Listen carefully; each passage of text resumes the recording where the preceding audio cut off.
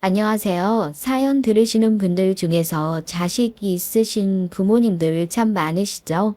어느 정도 나이로 먹고 나면 나 잘 되는 것보단 자식 잘 되는 것이 더 큰 기쁨이라고 다들 그러시더라고요. 저도 그게 일반적인 부모의 모습이고 아직 자식은 없지만 내가 자식을 낳게 된다면 저 역시도 그런 마음이지 않을까 어렴풋이 짐작만 해볼 뿐입니다.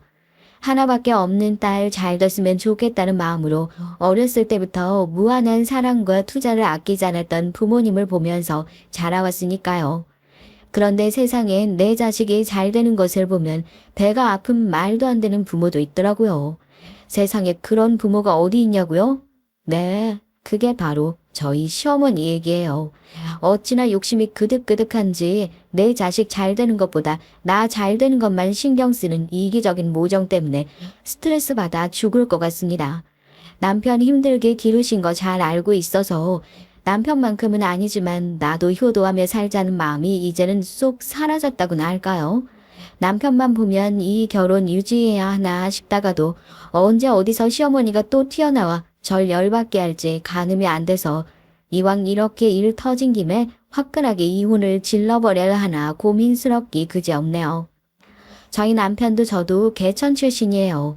개천에서 용났다고 하잖아요. 둘 다 다른 방향으로 성공을 하긴 했지만 어찌됐든 부모님한테 받은 거 하나 없고 물고 태어난 수저 하나 없이 이 정도로 먹고 살고 있으면 그래도 어디 가서 열심히 사셨네요 소리 듣는 게 부끄럽지 않을 정도라고 생각하죠.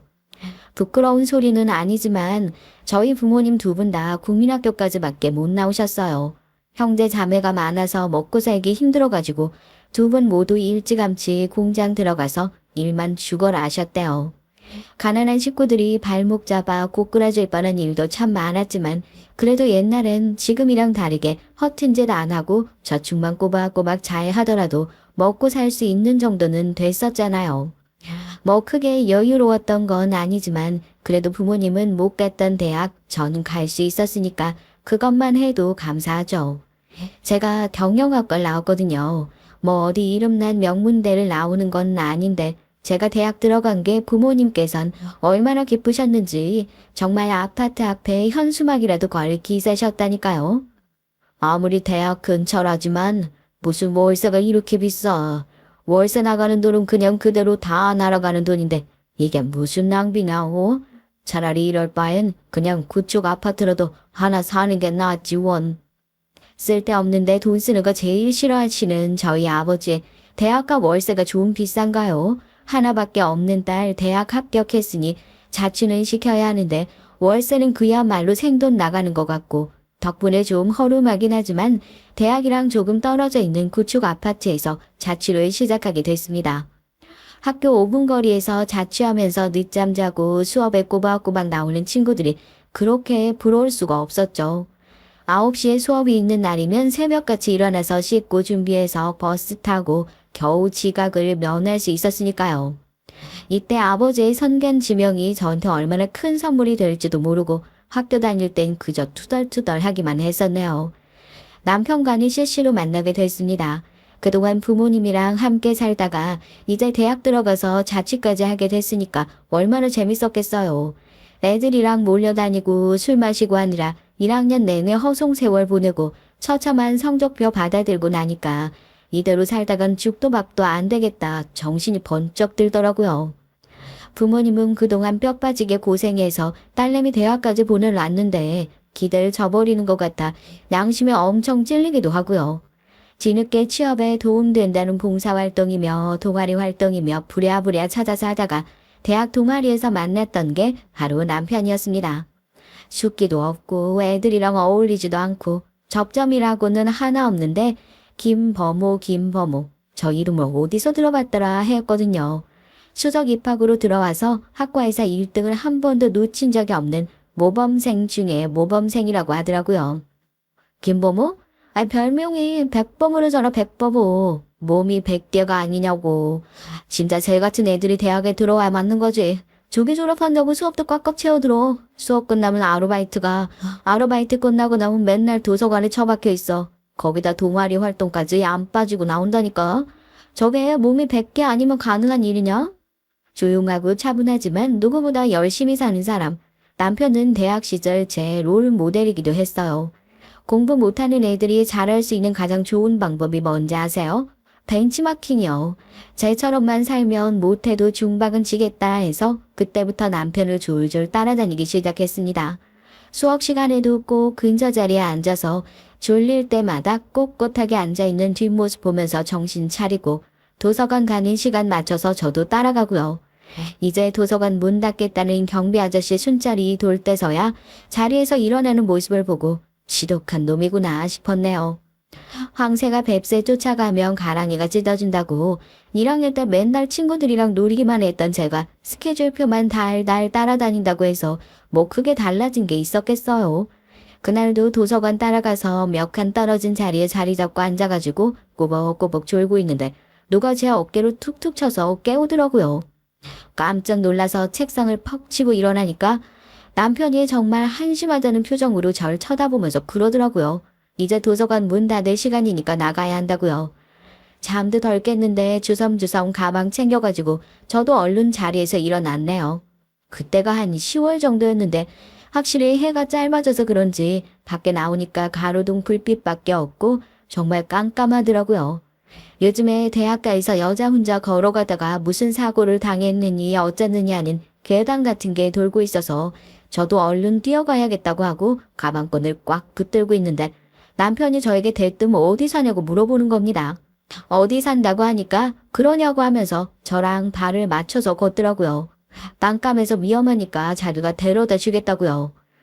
너 공부도 제대로 안 할 거면서 집도 뭔데 왜 맨날 도서관에 오는 거야? 너 공부 잘하잖아. 너한테 공부 배우려고 따라다닌 건데 어떻게 말 한 번을 안 걸어주냐?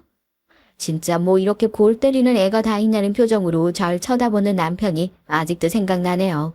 집 앞까지 절 데려다준 남편은 자기 따라다닐 목적으로 그러는 거면 앞으로 도서관 오지 말라고 그러더라고요.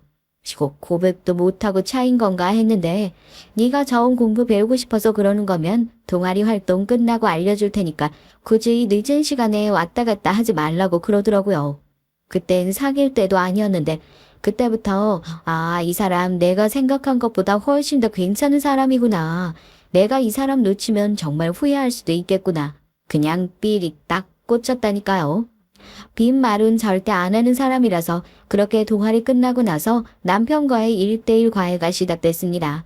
전 나름 데이트라고 생각하고 아침에 옷 고르는 데만 1시간씩 걸렸는데 남편은 정말 스파르타식 과외만 진행하고 쌩하니 아르바이트로 가버렸어요.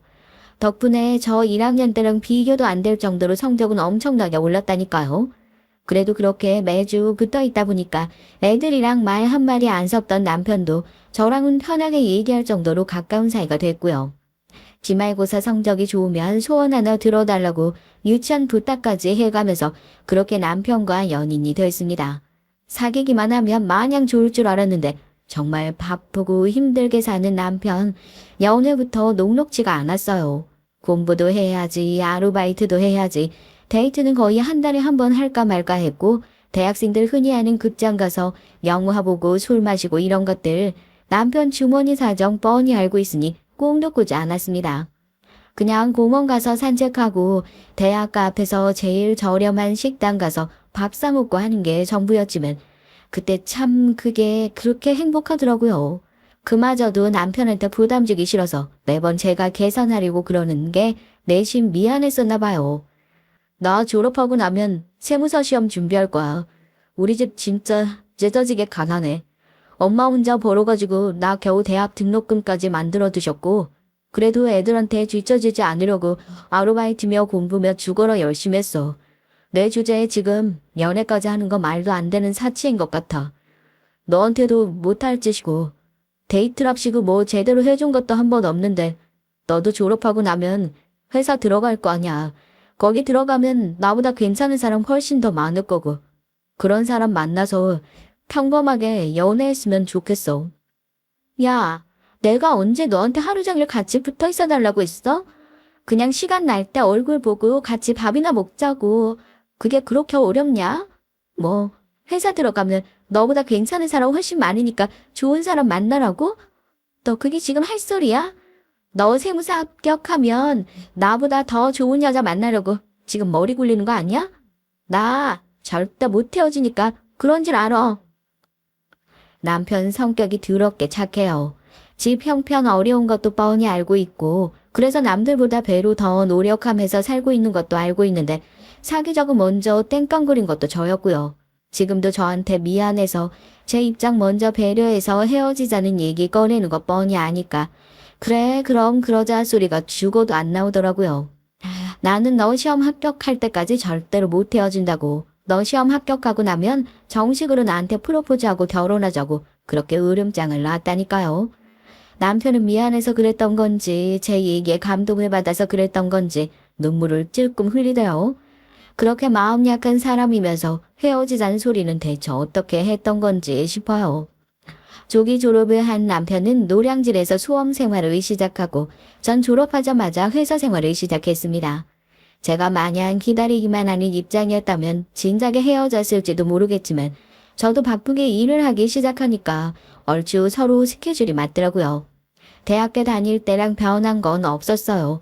남편은 죽어라 공부만 하고 전 죽어라 일만 하고요. 연락을 자주 하는 것도 아니고 얼굴을 자주 보는 것도 아닌데 서로가 서로에게 참 큰 힘이 되고 의지가 됐었던 것 같네요. 하지만 남편의 합격 소식은 그렇게 쉽게 들리지 않았습니다. 워낙 어려운 시험이기도 했고 공부만 해도 모자랄 판에 생활비며 학원비며 번답시고 대학 때처럼 아르바이트까지 하고 있으니까 남들보다 뒤처지는 건 당연한 결과였죠.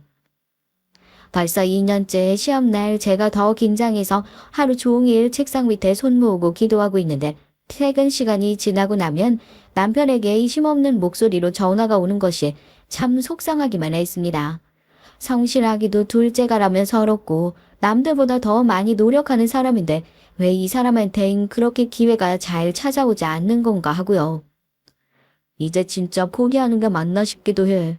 난 안 되는 사람인가 싶기도 하고 나이는 먹어가는데 너한테도 미안하고 나도 괜히 허송세월 날르고 있는 것 같기도 하고. 넌 그렇게 마음 약한 소리 할래? 그럼 시험이 당연히 어렵지 안 어려워?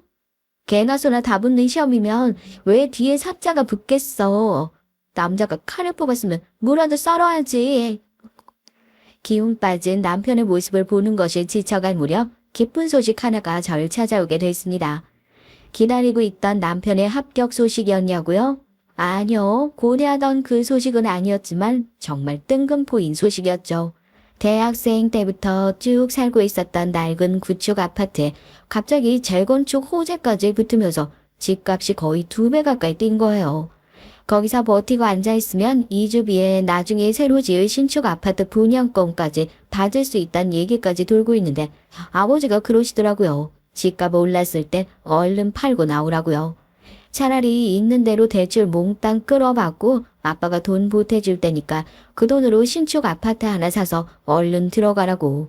재테크의 재자도 몰랐던 저희 아버진 재건축이니 뭐니 말만 장황하게 늘어놓고 나중에 엎어질 거 생각해서 집값 올랐을 때 얼른 빠져나오라는 의도로 그러셨던 거였는데 신용대출 몽땅 끌어다가 그렇게 급하게 이사했던 아파트에 부동산 호황기라 잘 맞물려서 정말 아파트 값이 천장에 없는 것처럼 계속 오르는 거 보고 저희 가족 모두 입을 떡하니 벌릴 수밖에 없었습니다. 거기서 끝이게요? 상황이 어쩜 그렇게 딱딱 맞아떨어지는지 회사에서 3년간 순환근무 통보를 받아 경기도에 있는 지사로 발령까지 보내준 바람에 집값 왕창 오른 아파트 전세 놓고 전 사택 들어가서 살기 시작하니까 대출이자 갚고 나서도 따박따박 고정 수익까지 생겨서 손가락 하나 까딱 안 하고 돈을 벌었다니까요. 기가 막힐 노릇이죠. 언젠가 재미삼아 봤던 사주에서 평생 돈 걱정할 일 없을 거라고 했던 말이 진짜였나 보구나 싶었다니까요. 여유 자금 생기자마자 제가 제일 먼저 했던 일이 뭐였는 줄 아세요? 남편 뒷바라지였습니다. 이게 무슨 호구 같은 짓이냐 싶겠지만 오래 연애를 하면서 그만큼 확신이 섰던 것도 있었고 이 사람 든든한 뒷바라지만 있으면 금방 합격할 수 있을 거란 확신이 있었거든요. 다짜고짜 남편 찾아가서 나 직장도 있고 여윳돈도 있으니까 딱 1년만 너 뒷바라지 좀 해주고 싶다고.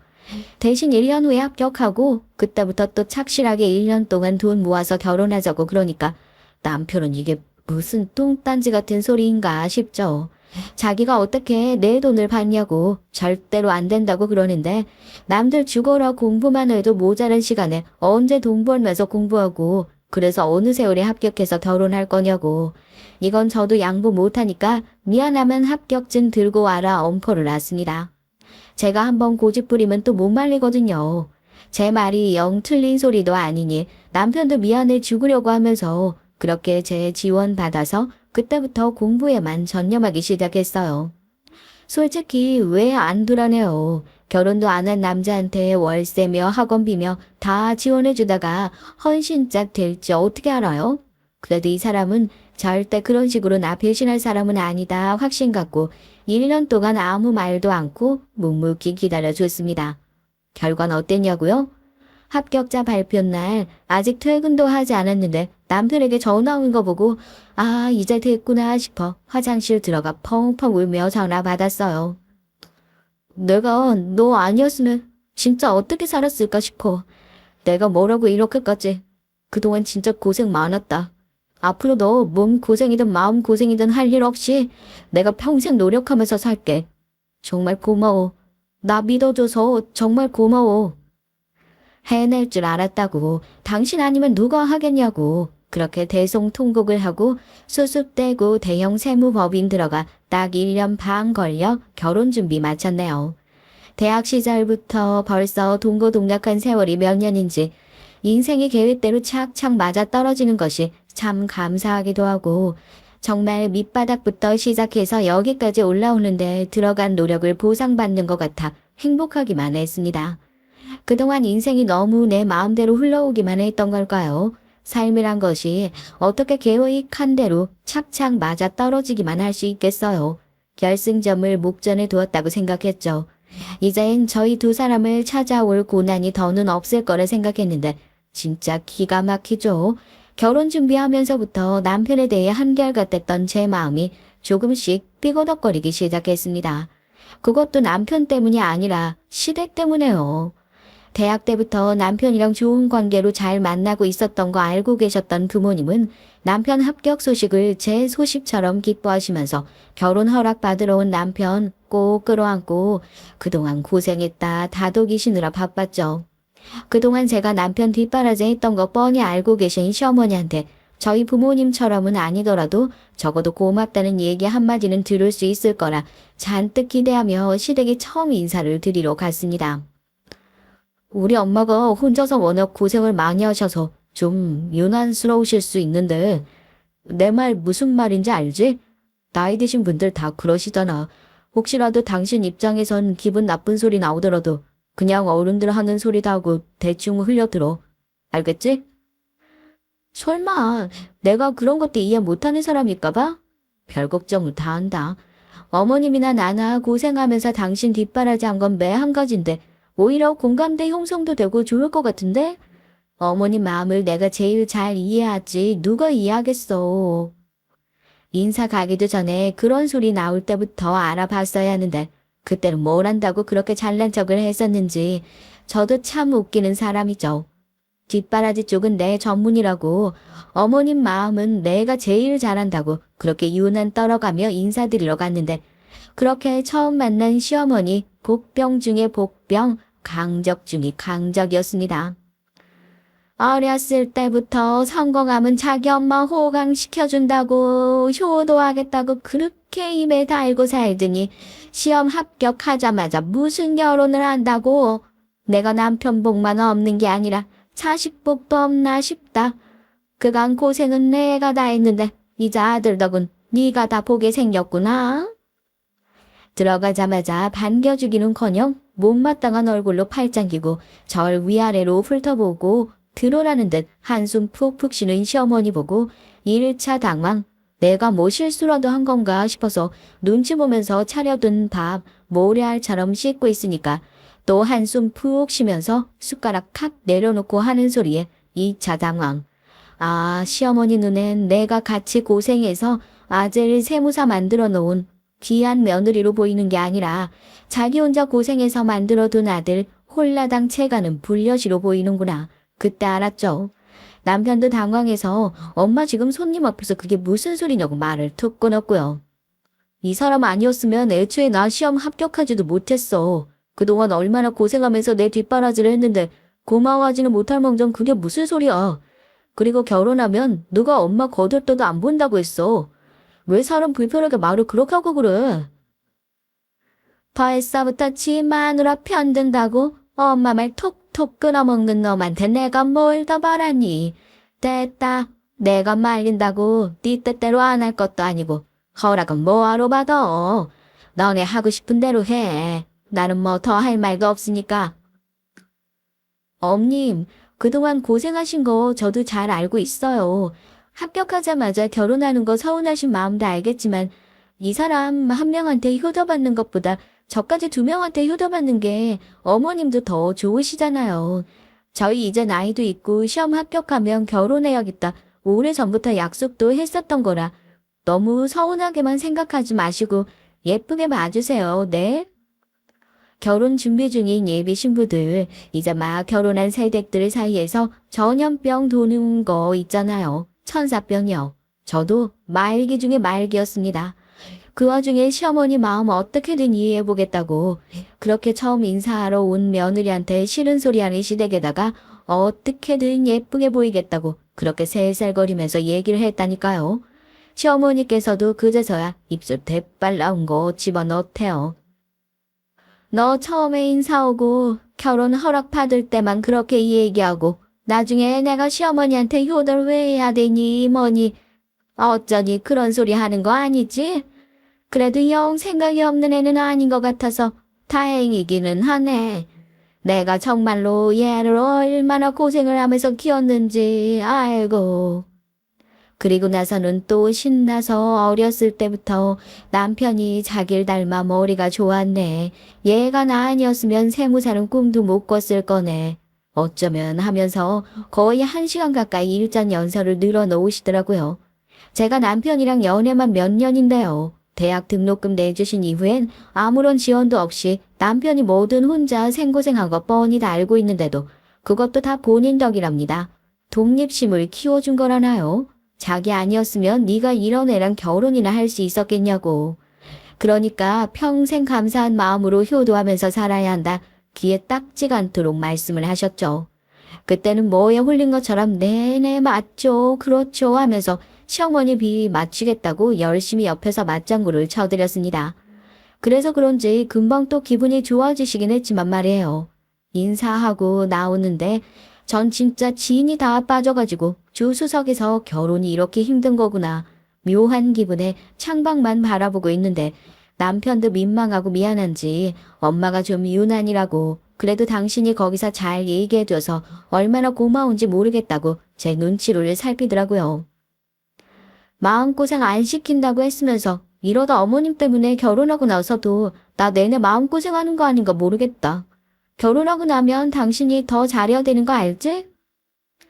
그걸 말이라고 하냐고. 엄마도 처음에만 저러다 말 거라고 걱정하는 일 절대 없게 하겠다고 신신당부하던 남편의 말을 왜 그렇게 철석같이 믿었을까요? 남편을 아주 더럽게 사랑했었던 건지 아니면 그동안 남편에게 쏟아진 제 청춘이 아까워서였는지 몰라도 그래 이 정도 시련은 그동안 우리 둘이 고생했던 거에 비하면 세 발의 피다. 시댁이 편안한 게 그게 더 이상한 거지 생각하고 그렇게 결혼식을 올렸어요. 그때부터 아주 지옥문이 활짝 열렸다니까요. 결혼하고 나서 남편이랑 지내면서 그런 생각이 들더라고요. 시어머니 앞에서 남편과 행복하면 안 되겠구나 하는 생각이요. 그게 뭔 말도 안 되는 소리냐고요? 저희 시어머니의 말도 안 되는 질투로 사사건건 결혼 생활에 시비 걸기 바쁘셨거든요. 남편이랑 잘 지내는 절 질투하는 게 아니라 그냥 아들이 나보다 잘 사는 게 배 아파하는 그런 느낌이에요. 혼자 계시니까 외롭고 적적하신 거 당연히 이해 못하는 것도 아닌데 아무리 그래도 결혼한 아들, 와이프랑 행복하게 지내는 꼴 보는 게 그렇게 싫으신가 싶기도 하고요. 남편이랑 저야 당연히 사이 좋죠. 연애할 때도 한 달에 한 번 얼굴 보는 사이였는데 이제 결혼하고 나서 매일같이 얼굴 볼 수 있으니까 얼마나 좋아요. 결혼하고 처음 같이 보내는 크리스마스 이브부터 잔뜩 들떠가지고 분위기 잡는다고 둘이서 생전 안 먹는 스테이크 굽고 와인 사다 놓고 근사한 분위기 연출해 놓고 남편한테 기대서 이러고 있으니까 너무 행복하다 그러고 있는데 테이블에 올려놓은 남편의 핸드폰이 시끄럽게 울립니다. 시어머니예요. 천년의 분위기도 확 식는 상황이었죠. 남편도 한숨 쉬면서 전화 받으니까 옆에 있는 저도 다 들릴 정도로 전화기에 대고 쩌렁쩌렁 소리를 지르시더라고요. 너는 뭘 하느라고 전화를 이렇게 늦게 받아. 니네는 연이면서 혼자 사는 노인네 어디 자빠져서 죽었는지 궁금하지도 않니? 어? 이럴 때면 연유 맞춰서 한번 들여다보지는 못할 망정 안부전화 한 통이 없고 내가 전화해도 한참 있다가 받고 둘이서 합심해서 나 왕따 시키냐? 갑자기 그게 무슨 소리야? 엄마가 언제부터 크리스마스를 챙겼다고? 우리 둘 다 일하느라 바빠서 연휴에 집에서 좀 쉴 수도 있지. 됐다. 이러다가 나 죽으면 장례식이나 얼굴 보러 올는지 모르겠네. 끊어. 크리스마스 분이겠어요. 어버이날이며 현충일이며 뭐 빨간 날 연휴 껴있는 날에 어디 놀러 가기라도 하면 어떻게 본인한테 같이 가자는 소리 한 번을 안 하냐고. 꼭 그것도 다 늦은 시간에 전화해서 저렇게 말도 안 되는 땡깡을 부리고 전화를 탁 끊어버려요. 그렇다고 저희 둘이 뭐 시어머니한테 무난 인사도 제대로 안 하는 쓰레기 같은 사람이냐? 그건 또 절대 아니거든요. 친정도 그렇게 자주 안 가는데 어머님은 혼자서 적적하실 것 같다는 이유로 몇 달에 한 번씩 꼬박꼬박 맛있는 거 사가지고 들리는데도 그냥 나 빼놓고 좋은 데 가고 나 빼고 좋은 거 먹는 게 그게 그렇게 꼴보기가 싫으신 거예요. 남편 입장에서도 기가 막힌 거죠. 남편 공부하고 뭐하고 어머니랑 떨어져 지낼 때도 그렇게 매일같이 붙어서 뭐하는 가까운 사이도 아니었는데 결혼하고 나니까 어머님이 갑자기 저렇게 돌변을 하신 게요. 남자들 결혼하면 쓸데없이 효자 된다고 하잖아요. 적어도 저희 남편은 아니었어요. 본인이 어머님한테 더 학을 떼더라고요. 참다 자기도 어지간히 열이 받았는지 어머님이 또 전화를 하셔서 말도 안 되는 소리를 하시는데 거기다 대고 남편도 집에 코앞에 있는 것도 아닌데 뭔 말 같지도 않은 소리냐마 버럭 화를 내면서 전화를 끊어버리더라고요. 평소에 화 잘 안 내는 남편이 그렇게까지 얘기하고 저희 시어머니 한동안 잠잠하신가 했더니만 얼마 못 가서 대형 사고를 치셨다니까요. 아직도 그 생각만 하잖아요. 저 지금도 기가 막히고 혈압이 올라가지고 사연 쓰는데 뒷목이 아주 뻣뻣해지는 것 같네요. 아, 지금 그게 무슨 말도 안 되는 소리야. 아, 그걸 왜 엄마 마음대로. 아, 진짜. 퇴근하고 집에 들어오니까 남편이 또 전화기에 대고 인상 팍 쓰고 짜증을 내고 있길래 어머님이 뭔가 신박한 일을 저지르셨구나 짐작만 하고 있었거든요. 전화를 끊은 남편이 저를 보더니 당황해선 별일 아니라고 나중에 자기가 얘기하겠다고 그렇게 얼버무리더라고요. 저도 진짜 웃긴 게 처음에 시어머니가 그렇게 전화해서 난리를 치시면 남편도 저기압이 되고 괜히 중간에서 눈치 보이고 가시방석이 따로 없었거든요. 그런데 사람이 또 적응의 동물이라고 저한테 비꼬는 소리 하시는 것도 하루 이틀 듣다 보니까 아 어머님 또 저러시네 하고 그냥 한 귀로 듣고 한 귀로 흘려버리는 경지에 이르게 됐다니까요. 평소 같았으면 짜증을 내면서 또 말도 안 되는 소리를 했네 어쩌네 시시콜콜 얘기를 했을 남편이 별일 아니라고 얼버무리길래 뭔가 좀 이상하다 싶긴 했는데 그동안 있었던 것과는 비교도 안 될 정도로 열받는 일이 절 기다리고 있을 줄 상상도 못했습니다. 예, 오늘 저녁에 퇴근하고 우리 집에 좀 와라.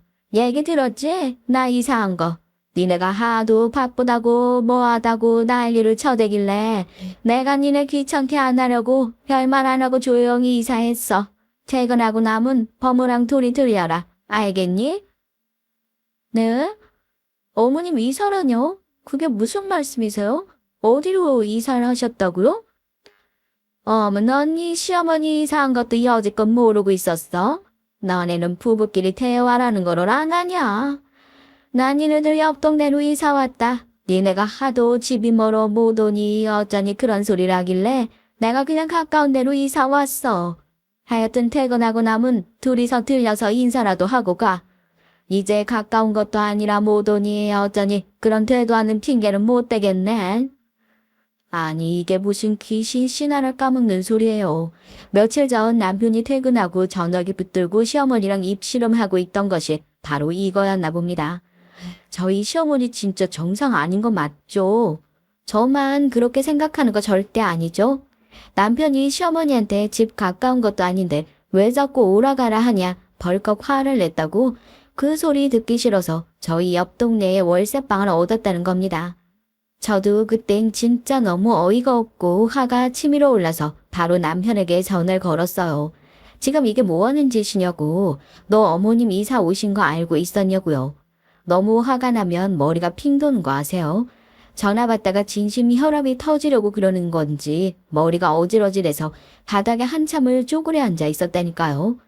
멀리 살아도 이렇게 사람 피 말리는 시어머니 이제 엎어지면 코 닿을 거리로 와버렸으니 얼마나 또 사람을 들들 볶을까 상상만 해도 토 나올 것 같고. 나도 그날 전화 받고 알았어. 가서 화도 내고 난리도 쳤지. 지금 이게 뭐 하는 짓이냐고. 당장 집 빼고 원래 있던 데로 가라고. 이사 비용이며 뭐며 다 물어주겠다고 하는데 내 말은 듣고 싶지도 않다고 하면서 나도 진심으로 우리 엄마 때문에 미치겠어. 갑자기 어디 아프시기라도 한 건지 왜 저렇게 사람을 못 살게 보는지 이해가 안 된다고. 지금 그게 할 소리야? 너야 이해 안 된다고 하면 그만이지만 생판 남인 난 어떨 것 같은데. 나 진짜 결혼하고 나서 어머님 때문에 매일매일 불행해 죽을 것 같아. 전화 벨소리 울리면 어머님한테 온 걸까봐 심장 두근거리고 어디 놀러 갈 때마다 또 어머님이 전화해서 초칠까봐 불안하고 그때마다 죽상하고 있는 당신 얼굴 보는 것도 짜증나고. 이게 맞아? 마음고생 안 시킨다면서. 이게 마음고생이 아니면 뭔데? 하여튼 나 이대로는 못 살아. 지금 당장 어머님한테 가자. 이대로는 나도 못 살겠다. 내가 어머님이랑 단판을 지어야지. 진심 이게 안 당해본 사람은 모른다니까요. 매일같이 피가 마르는 이 기분을 누가 알겠어요. 남편 주머니 속에서 울리는 진동소리가 딱 봐도 어머님인 것 같더라고요. 퇴근하고 오라고 했는데 왜 안 오냐 이거겠죠. 이대로는 나도 못 살겠다. 남편이랑 끝장을 내던지 어머님이랑 끝장을 내던지 단판을 봐야겠다 싶어서 남편 질질 끌고 시어머니 이사 왔다는 집으로 찾아갔습니다. 사람 속 이렇게 뒤집어 놓고서 혼자서 아주 말짱하시는 얼굴로 시어머니 이사 왔는데 집들이 빈손으로 왔냐 뻥뻔하게 말씀하시는 거 보고 진심 시어머니고 뭐고 머리채 붙들고 쌈박질이라도 하고 싶었다니까요. 어머님, 아무리 그래도 이건 아니죠. 어떻게 저희랑 상의 한마디도 없이 이렇게 갑자기 이사를 오실 수가 있으세요? 어머님이 어디어 불편하셔서 이사를 오신 것도 아니고 저한테 그러셨잖아요. 니네가 멀어서 못 온다 핑계대서 내가 왔다고요. 저 어머님 옆 동네로 이사 오셨다고 해도 매일같이 들려서 문안 인사 드릴 생각 전혀 없고요. 어머님이 이사 안 가신다고 하면 제가 이사 갈 거예요. 그런 줄 아세요. 차 내올 테니까 앉아라 하시는 시어머니의 말씀 떨어지자마자 자리에 앉지도 않고 제가 먼저 줄줄 얘기를 했어요. 어차피 조금 있으면 서울에 가지고 있던 아파트 전세 기간도 끝나고 어머님이 끝끝내 이사 안 가신다고 하시면 제가 다시 회사에 발령 신청을 내든지 이직을 하든지 해서 다시 서울로 이사를 가야겠다. 속으로 그렇게 결심을 하고 왔거든요. 제 얘기 듣자마자 어머님은 너는 내가 온 게 그렇게 꼴도 보기 싫냐고. 니네가 무슨 돈이 있어 이사를 가냐고 또 고래고래 소리를 지르시더라고요. 부모 자식 간에 얼굴 보고 사는 게 뭐 그렇게 어려운 일이라고 유난을 떨어대냐고요. 네, 솔직히 말씀드려요. 싫어요. 싫다고요. 저 친정 부모님 얼굴 보고 목소리 들은 지도 한참 됐어요. 출근하고 하루 종일 회사에서 스트레스 받는데 아침 저녁으로 어머님한테 문안 인사라도 드리러 와야 한다는 거예요? 어머님 이사 가실 생각 없으시다는 거죠? 그럼 저희가 가면 되겠네요. 제가 서울에 전세 내준 아파트가 하나 있거든요. 저희 살던 집 처분하고 거기로 들어가서 살 거니까 그런 줄 아세요. 당신 뭐하고 멀뚱멀뚱 서 있어? 당장 집에 가서 이삿짐 센터 알아봐.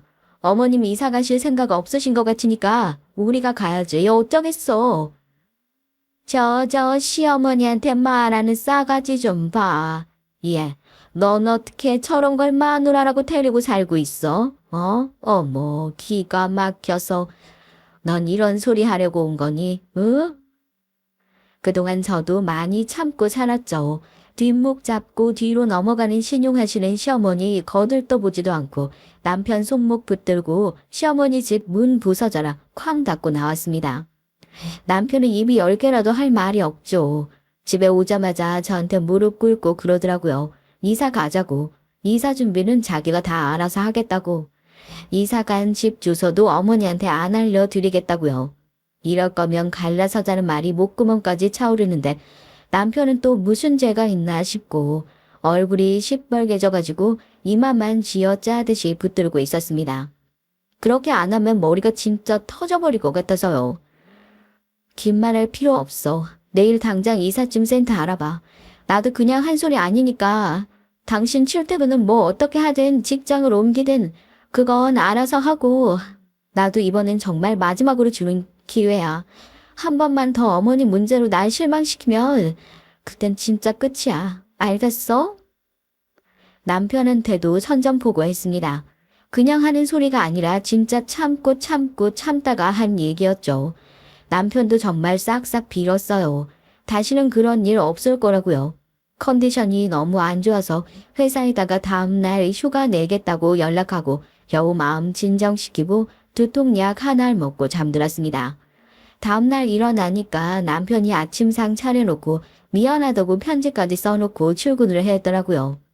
또 하루 지나고 나니까 그새 화가 좀 누그러들어서 저도 마음 진정하고 회사 발령 신청 생각해서 당장 해야 할 업무들 한창 정리하고 있었죠. 점심시간쯤 됐는데 누가 초인종을 누르더라고요. 택배 시킨 게 없는데 누구지 하고 보니까 시어머니예요. 진심 인터폰으로 얼굴 보는 순간 몸에 피가 확 식는 느낌인 거 있죠? 여긴 왜 또 찾아왔지 싶고요. 주차장에 너 차 있는 거 다 보고 올라왔다. 할 얘기 있으니까 문 좀 열어봐라. 그냥 입 다물고 없는 척하고 있을까 했는데 그새 차까지 보고 왔는지 시끄럽게 문을 쾅쾅 두드리길래 이웃한 때까지 쪽팔린 꼴 보이기 싫어서 겨우 문 열어줬습니다. 검정색 봉다리에 과일을 사들고 오셨더라고요. 어제 그렇게 난리를 치신 게 조금은 미안하셨나 사과라도 하러 오신 건가 싶어서 거실에 앉으시라고 하고 차를 내왔죠. 어제 언제 그렇게 화를 내셨냐는 듯이 또 웃으면서 말을 걸어오시는 게 뭔가 수상하다 싶었어요.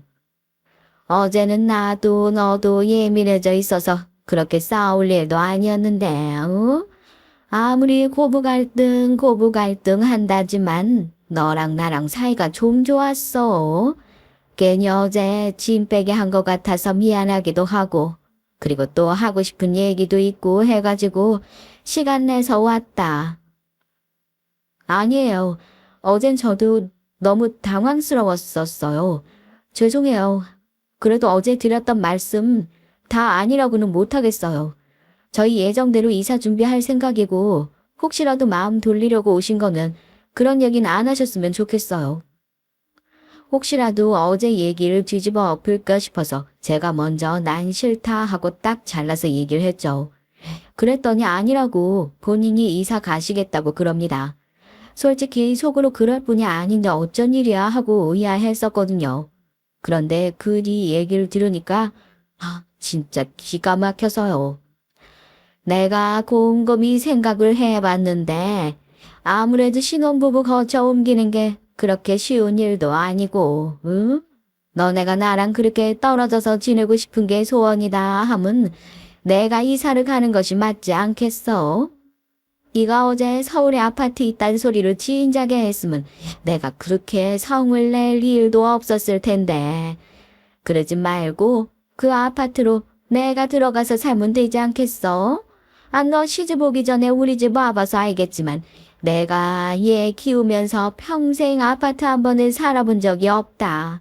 안 그래도 평생 아파트 한 번 살아봐야지. 우리 아들 잘 키워서 성공하면 내가 아파트 엘리베이터 한 번 타봐야지. 그게 소원이었는데 아유 우리 며느리가 내 소원 들어주게 생겼으니 얼마나 좋니? 너네도 나랑 떨어져서 지낼 수 있어서 좋고 난 아파트 살아봐서 좋고 이게 누이 좋고 매부 좋고 아니겠어? 무슨 소리를 하나 했더니만 뭐 무슨 대단히 선심 쓰시는 것 마냥 제 아파트 얘기를 듣고 그건 내가 살겠다. 뻔뻔하고 당당하게 요구를 하는 태도에 진심 기가 막혀가지고 헛웃음이 나오더라고요. 제가 웃는 게 진짜 기분 좋아서 웃는 거라 생각했는지 너도 좋은 생각인 것 같지 하고 맞장구를 바라길래 제가 정색을 하고 싫은데요 하니 뭐 하고 되묻습니다. 그거 제 집이에요. 저희 아버지가 돈 보태주셔서 산 제 집이라고요. 제가 세를 내줬으면 내줬지 그 집을 왜 어머니 살라고 내드려요. 누이 좋고 매부 좋아요. 그냥 어머니 혼자 좋으신 거 가지고 왜 저한테 좋냐 마냐 이런 얘기를 하세요. 저 그 집 어머니 살게 내드릴 생각 없으니까 말도 안 되는 소리 하실 거면 이만 나가주세요. 야, 넌 네 시어머니가 아주 만만하게 보이냐. 나 아니었으면 우리 아들이 이 세상에 나오지도 못했어. 내 덕에 남편 얻어 살고 있는 주제에 뭐가 그렇게 잘났다고 고개 빡빡하게 쳐들고 시어머니한테 이렇게 막 대들기는 이 싸가지 없는 게. 너 그럴 거면 우리 아들이랑 당장 이혼해. 저도 이제 그래 어디 좋다 갈 때까지 가보자 하고 시어머니에게 그냥 속에 쌓여있던 얘기 막 내뱉었죠. 욕만 안 했다 뿐이에요. 시어머니도 제 얘기에 부하가 치밀었는지 소리 고래고래 지르면서 자기 아들이랑 이혼해라 시전하더니 결국 제 뺨까지 올려 붙였습니다. 제가 어디 가만히 서서 뺨 맞아주고 있을 사람이에요? 네, 이혼하려고요. 그래도 사람 좋아서 데리고 살아보려고 했는데 정신 나간 엄마 데리고 사는 인간 제가 어떻게 데리고 살겠어요? 이혼할게요. 됐죠? 그러면 저희 남남이에요. 주거 침입죄로 신고하기 전에 당장 제 집에서 꺼져요. 꺼지라고요. 저도 질세라 시어머니 어깨 밀치면서 신발장으로 내몰았습니다. 시어머니가 이게 진짜 미쳤냐고 발까지 굴러가면서 패악질을 부리길래 저 핸드폰 들어서 남편에게 바로 전화했어요.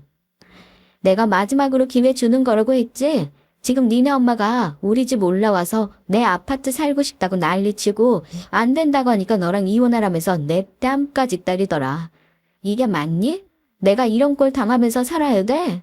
당장 와서 이혼 서류 쓰고 니네 엄마 데리고 꺼져. 어? 뭐? 내가 지금 당장 집으로 갈게. 여보, 지금 그게 무슨 소리야? 제 전화를 받은 남편이 기겁을 하더니 바로 집으로 오겠다고 하더군요. 시어머니는 아들이랑 통화하는 제 모습을 보면서 너 지금 빨리 집에 와라 소리를 지르고 아주 의기양양해요. 하나밖에 없는 아들이 당연히 자기 편일 거라고 확신을 하는 눈치더라고요. 눈을 이시번득하게 뜨고 신발장에서 저를 노려보고 있던 시어머니와 그런 시어머니 무시하고 거실 소파에 털썩 앉아서 몇 분이나 지났을까요? 체감상 한 15분도 안 된 것 같은데 도어락 비밀번호 찍는 소리가 들리더라고요. 남편이 도착했습니다. 아, 네. 내가 정말 며느리한테 이런 소리까지 들으면서 아이고 저 미친 기집애가 내 어깨를 밀치고 아주 깡패가 따로 없더라. 저거 당장 이혼하고 경찰에 신고하든지 해야지. 엄마 어깨 좀 봐봐라. 저 우악스러운 게 밀쳐서 어디 멍이나 안 들었나. 여보 괜찮아? 지금 이게 뭐 하는 짓이에요? 진짜 미쳤어요? 제정신이야? 내 인생에 도움은 못 될 망정 자식 앞길에 똥물 뿌려도 유분수지. 당신이 그러고도 엄마야? 대체 나한테 뭘 그렇게 잘해줬는데 뭘 그렇게 뜯어먹고 싶어서 이러는데 얼마나 더 빨대 꽂고 사람을 빨아먹어야 내 인생에서 떨어질 건데. 남편이 오자마자 또 콧소리를 내면서 징징거리는 시어머니를 냅다 밀치고 저에게 달려온 남편은 제 얼굴을 붙들고 살짝 부어있는 뺨을 살피더니 시어머니에게 버럭 고함을 치기 시작했습니다. 저도 시어머니도 깜짝 놀라서 남편을 쳐다봤죠. 그렇게까지 화를 내는 건 처음 봤으니까요. 시어머니도 당황해서 말을 못하고 어버버 하더라고요. 네가 어떻게 나한테 그럴 수 있냐. 내가 널 얼마나 고생해서 키웠는데 하고 바닥에 주저앉아 눈물 짜내면서 엉엉 우는 시어머니. 남편은 정말 싸늘한 눈으로 내려다 봤습니다. 나 죽으면 장례식에 나올까 그러셨죠? 장례식에서라도 자식 얼굴 다시 보고 싶으시면 지금 당장 이 사람한테 무릎 꿇고 사과하세요. 사과하시고 다시는 이 사람한테 연락도 하지 말고 얼굴도 내비치지 마세요. 아시겠어요? 이 사람한테 손 올린 그 순간부터 어머니랑 제 인연 끝났으니까 살아있는 동안 다시는 제 얼굴 볼 생각하지 마시라고요. 아이고, 그게 무슨 소리야, 내가 너를 어떻게 키웠는데, 어떻게 엄마한테 그런 소리를 할 수가 있어, 네가 어떻게 그럴 수가 있어. 더 할 말 없으면 이만 나가보시라고 어머님 손목 붙들고 일으켜 세우는 남편 모습에 저도 적잖이 놀랐는데 어머님은 그제야 제 앞에 무릎을 꿇고 손이 발이 되도록 빌기 시작했어요. 자기가 잘못했다고 다시는 연락도 안 하고 입도 뻥끗 안 하겠다고 한 번만 용서해 달라고요. 방금까지 저한테 고래고래 소리 지르면서 뺨 때리던 기사는 어디 가고 다시는 얼굴 안 볼 거라는 아들의 얘기에 싹싹 빌기 시작하는 시어머니가 전 그냥 소름 끼치게 싫을 뿐이었습니다. 용서를 받아줄 거는 기대를 하시지도 않으셨겠죠. 남편한테 그랬어요. 뭐 하고 있냐고. 사과받을 생각도 없으니까 당장 우리 집에서 내보내라고요. 저희 남편 진짜 표정 하나 안 바뀌고 울고 있는 시어머니 지우질 끌고 나가더라고요. 결국 저희 시어머니 그 악독한 마음 때문에 자기 자식과의 인연 제 손으로 끊어낸 모질이 같은 엄마가 됐습니다. 자식만 바라보고 살았던 시어머니에게 질려버린 자식이 하는 모진 소리만큼 무서운 복수가 어디 있겠어요. 저 때문에 남편이 자기 엄마와의 인연을 끊어버린 것 같아 죄책감이 들기도 했지만 그동안 시어머니가 저희에게 저질렀던 악행을 생각하면 그냥 자기가 자기 무덤 판 거라고 그렇게 생각하려고요. 시어머니 고이 모셔다 드린 남편은 집에 돌아와서 제 앞에 무릎을 꿇고 눈물을 뚝뚝 흘리면서 그럽니다. 자기도 이제 그만 어머니 그늘에서 벗어나고 싶다고요. 그러니까 이혼하자는 말만 말아달라면서요. 그동안 제가 받은 스트레스와 상처, 그리고 앞으로 이런 일이 또 생기지 않으리라는 보장이 없다 생각하면 당장이라도 이혼 도장을 찍는 것이 현명한 일일 거라는 걸 알면서도 남편 생각만 하면 이 사람도 평생 어머니 그늘에서 고통받았던 피해자일 뿐이라 참 안타깝고 복잡한 심정입니다. 당분간 제 생각이 정리될 때까지 나가서 지내겠다 얘기하고 남편과 떨어진 지 딱 3일째 되는 날 이렇게 사연을 보내게 됐어요. 저보다 험한 꼴 많이 보신 분들도 많을 거고 결혼 생활 오래 하신 선배님들도 많으실 것 같은데 저 정말 남편 마지막으로 믿고 눈 딱 감고 이 결혼 생활 유지하는 게 맞는 걸까요? 부모 자식 간의 인연이 그렇게 쉽게 끊어질 수 있는 것도 아니고 또다시 시어머니가 찾아와 제 결혼 생활을 쑥대밭을 만들 것 같아 두렵고 무서운 마음도 듭니다. 제가 어떻게 하는 것이 행복한 결말을 맞이할 수 있는 방법일까요? 여러 일들로 스트레스 잔뜩 받아온 전 이미 정상적인 생각이 불가능한 것 같아 도움을 구하고자 이렇게 사연 한 줄 적어 올려봅니다. 답답한 인간이라 욕만 하지 마시고 부디 현명하고 지혜로운 조언들을 한 줄씩 남겨주시면 이 힘든 상황 헤쳐나가는데 큰 힘 되지 않을까 싶습니다. 그럼 전 여기서 이만 사연 줄이겠습니다. 감사합니다. 안녕하세요. 저는 결혼 6개월 차 한창 신혼을 만끽하고 있는 예비 엄마랍니다. 이제 막 임신 6주가 됐죠. 남편은 제가 불면 날아갈까 쉬면 으스러질까 아주 걱정이 태산이라 요즘은 출근도 못하고 재택근무 중이에요. 임신 초기엔 조심해야 할 것들이 많다고 친정 식구들까지 아주 눈에 불을 켜고 절 지키는 중이라 하루 종일 잔소리만 듣는 것 같네요. 남편은 아주 오래전부터 잘 알고 지낸 사람으로 큰오빠의 가장 친한 친구였어요. 그래서 집에 자주 놀러 왔었는데 그때마다 저한테 우리 꼬맹이라고 부르면서 친절하게 대해줬었죠. 큰오빠는 어떻게 하면 저한테 장난을 칠까 저를 골려줄까 고민하는 사람이었는데 그때마다 남편이 큰오빠 몰래 절 도와주곤 했답니다. 특히 수학을 잘해서 고등학교 땐 과외 선생님이기도 했죠. 그때까지만 하더라도 제가 남편과 연애를 하고 결혼을 할 것이라곤 꿈에도 생각을 못했어요. 저에겐 그저 오빠였거든요. 남편 역시 절 단순한 여동생으로만 생각했고요. 그랬던 저희가 결혼까지 하게 된 것엔 아주 큰 사건이 있었답니다. 당시엔 하늘이 무너질 것 같았는데 지금 돌이켜보면 그 일이 있었기에 지금의 제가 있게 된 것이 아닐까 싶어요. 고마운 일이죠. 전 3남 1녀의 막내입니다. 아주 오빠들과 살벌하고 진절머리가 날 정도의 어린 시절을 보냈어요. 친구들은 오빠가 셋이나 되니 분명 사랑 듬뿍 받았을 것이라고 생각하고 부러워하기도 했는데요. 그건 저희 가족들은 몰라서 하는 말이랍니다. 물론 오빠들이 절 사랑하지 않았을 것이라고는 전혀 생각하지 않아요. 너무 사랑한 나머지 여동생에게 조금이라도 장난을 치고 싶어서 환장한 인간들이란 것이 문제였죠. 오빠들이 저지른 만행을 하나씩 얘기를 하면 끝도 없어요. 오죽하면 저의 가장 친한 친구는 저희 집에 CCTV를 달아두고 보고 싶다고 말했을까요? 하지만 그런 오빠도 친정 아버지에 비하면 아무것도 아니랍니다. 발끝에도 미치지 못할 정도죠. 친정 아버지는 진짜 괴짝 그 자체예요. 4차원이다 라는 말로는 부족한 사람이죠. 얼마 전에 우연히 인터넷에서 짧은 동영상을 몇 개 봤는데요. 그 중에서 외국의 한 아버지가 사춘기 딸의 버릇을 고쳐주기 위해서 딸아이가 평소 입는 옷이며 화장을 똑같이 하고는 말투와 행동까지 그대로 흉내를 내는 영상이 있더라고요. 거울 치료하는 것처럼 말이죠. 지인들이 너무 재밌다고 웃으면서 보내주던데 전 웃을 수가 없었습니다. 제가 그 영상 속에 당사자였던 적이 있었거든요. 그것도 제가 중학교 때 말이죠. 중2병이라는 말도 있잖아요. 제가 사춘기가 좀 거칠게 왔었거든요. 친정 어머니와 말만 했다 하면 언성이 높아졌고요. 그때 전 오빠들도 한 수 접어줄 정도로 예민했어요. 그랬던 제가 단박에 정신을 차린 것이 바로 친정 아버지의 거울 치료였죠. 아빠, 지금 뭐 하는 거예요? 왜? 예쁘지 않아? 너 맨날 예뻐서 하고 다닌다며. 내가 패션을 모른다고 그렇게 구박을 했으면서 왜? 나도 네 말대로 예쁘게 하고 다녀보려고 그러는데?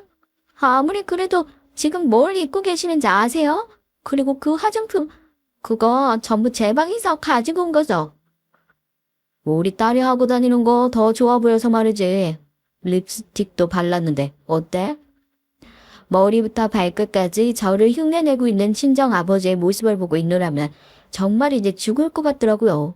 금방이라도 터질 것 같은 짧은 치마에 머리는 또 어떻고요. 거기다 화장까지 해가지고는 아우 지금 생각해도 소름 돋네요. 사연을 듣고 계신 분들도 상상을 해보세요. 40대 후반의 아저씨가 그런 몰골을 하고 있다고 말이죠. 거기다 지금 같은 시대도 아니었잖아요. 정말 이제 충격을 넘어서 공포나 다름없었답니다. 가족들은 배를 잡고 웃었지만 말이에요. 전 그날 이후 바로 모든 것들을 정리했습니다. 화장품은 물론 짧은 교복까지 모조리 쓰레기통으로 던져 넣었죠. 친정 아버지께선 예뻐서 좋다고 하더니 왜 아깝게 버리냐고 말씀하셨지만 전 단 한마디도 대꾸할 수가 없었어요. 친정 아버지와 관련된 일화는 아주 끝도 없이 나올 수 있는데요. 또 한 번은 고등학교 때 친구들이랑 만화 캐릭터로 분장을 하고 이벤트 행사에 참여하기로 했었는데 친정 아버지께서 너무 재미있어 보인다고 본인도 코스프레를 하고 참여를 했었답니다. 아빠, 어디를 가신다고요? 그 옷은 또 어디서 나셨고요? 그 이벤트 너무 재밌겠더라고. 자기가 좋아하는 만화 캐릭터 옷도 입고 나온다며? 봐라, 아빠 뭐처럼 보이니? 알고 싶진 않아요. 진짜 왜 그걸 따라하세요? 나 진짜 해보고 싶어서 하는 것뿐이야. 내가 언제 또 이런 만화 캐릭터가 되어보겠어. 재미있어 보여서 한 것뿐인데. 왜 이렇게 싫어하는 거야?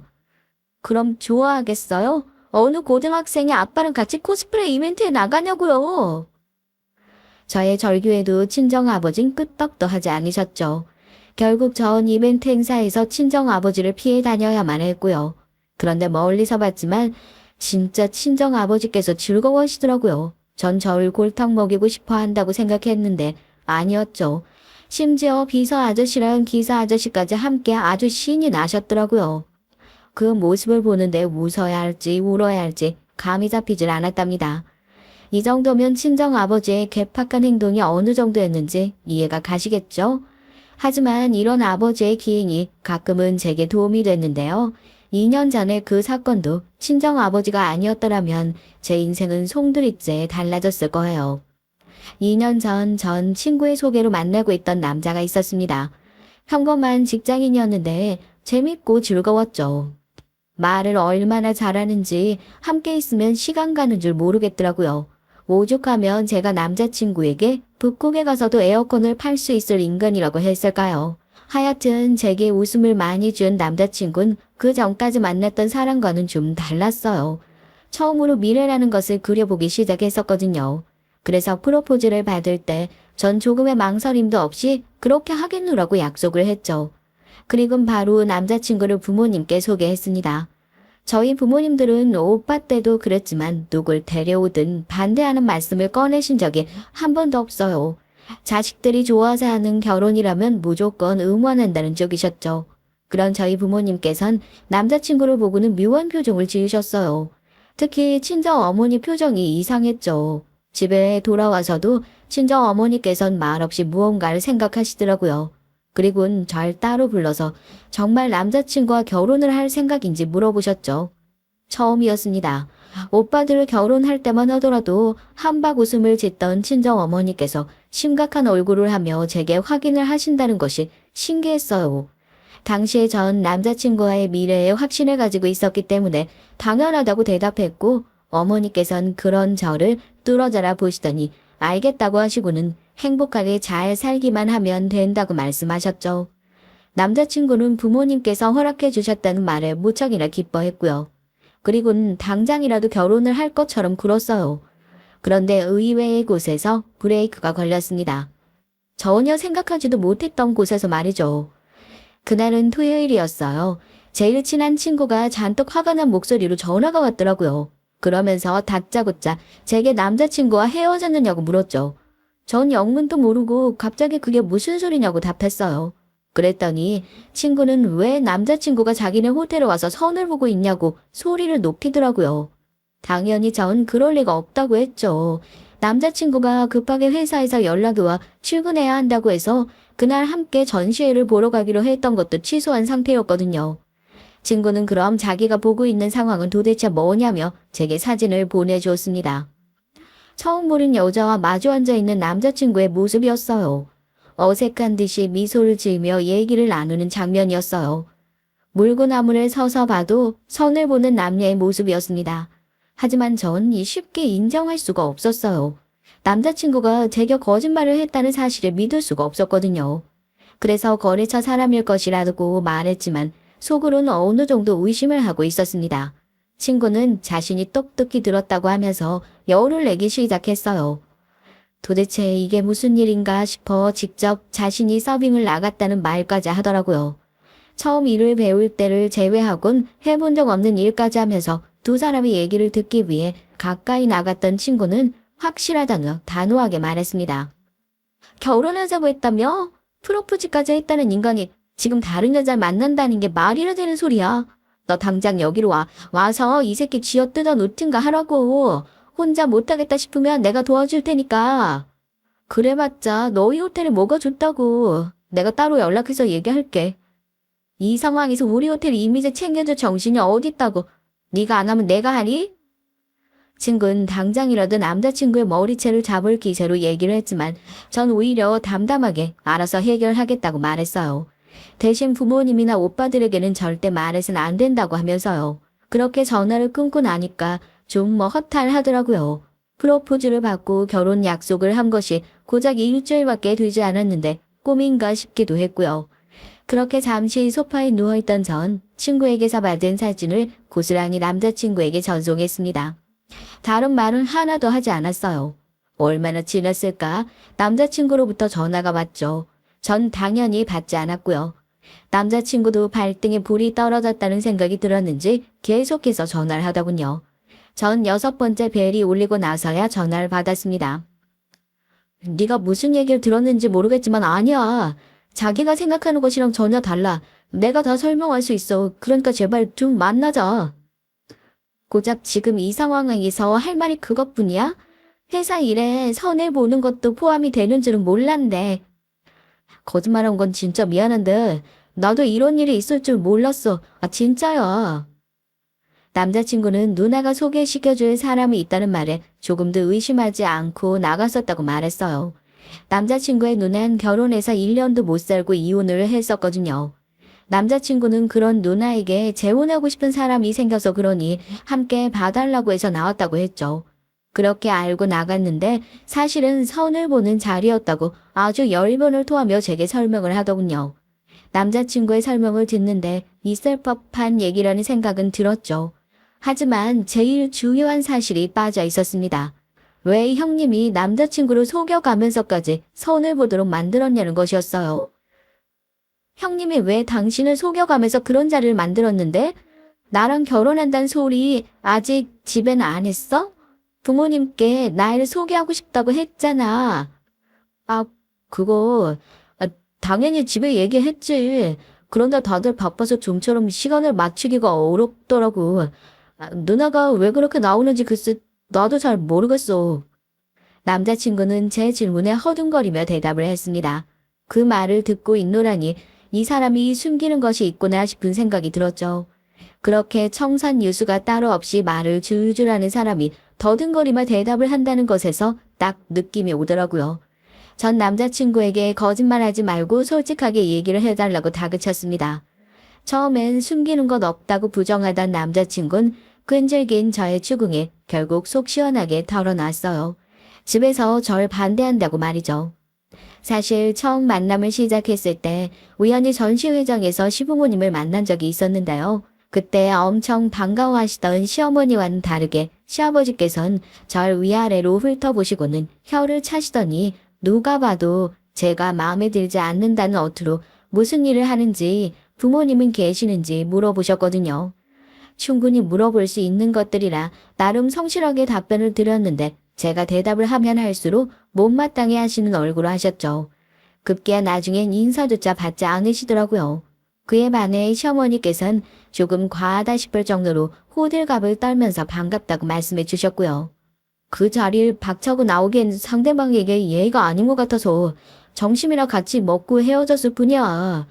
정말이야. 방금 나오면서 누나한테 전화해서 두 번 다시 이런 일 만들지 말라고 한바탕 했어. 당신이 모르길 바랐는데 진짜 미안해. 남자친구는 자신에겐 그런 의도가 전혀 없었음을 피력하며 제게 용서를 구했어요. 전 알겠다고 말하며 왜 집에서 저를 반대하느냐고 물었죠. 순수하게 궁금했거든요. 남자친구는 자신도 잘 모르겠다고 하면서 그저 저하고 남자친구는 서로 어울리지 않는다는 말만 하셨다고 했어요. 그 얘기를 듣고 나니 더 영문을 모르겠더라고요. 미안해. 진짜 부모님이 왜 그렇게 나오시는지 모르겠어. 지금까지 앞뒤가 꽉 막혔다는 생각은 안 했는데 우리 부모님이 그런 사람이라고는 생각도 못했어. 아버님이야 그렇다고 해도 어머님까지 그렇게 나오신다니 좀 당황스럽네.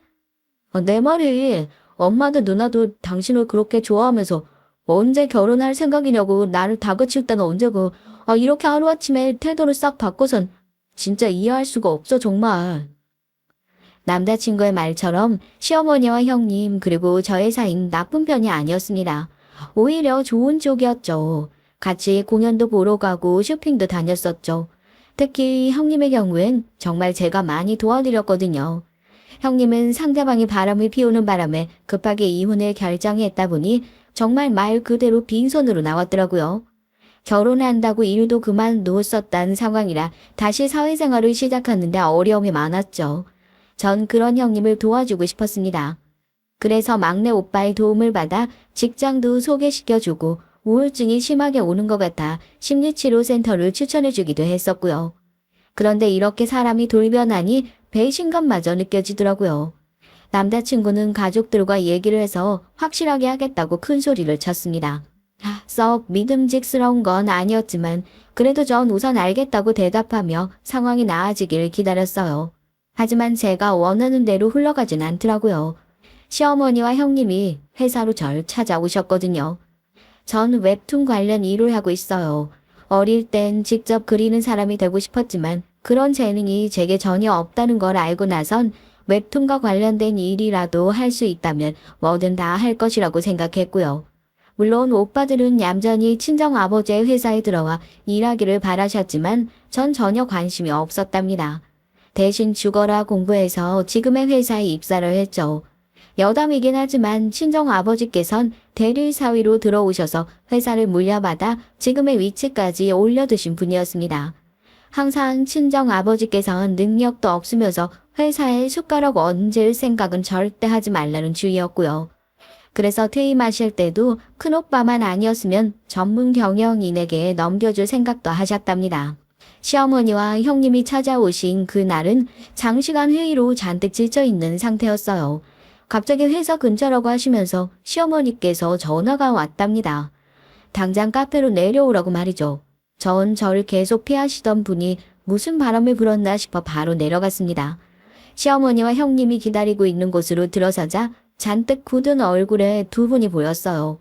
전 평소처럼 밝은 목소리로 인사를 드렸죠. 비록 섭섭한 부분은 많았지만 그래도 시댁 식구들인데 잘 보이는 게 좋겠다 싶어 꾸며낸 목소리였답니다. 그런데 시어머니와 형님은 시큰둥한 반응으로 앉으라는 말조차 하지 않으셨어요.